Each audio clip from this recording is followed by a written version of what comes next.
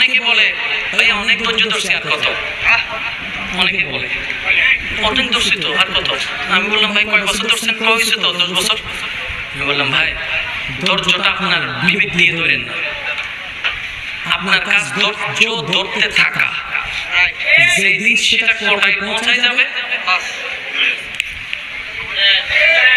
এখন আল্লাহ চাচ্ছে আপনার থেকে 15 বছরের ধৈর্য,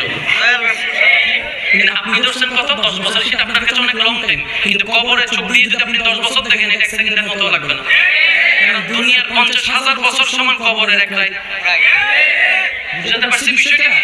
এখানের মেজারমেন্ট আর ওইখানের মেজারমেন্ট এক নয় তো।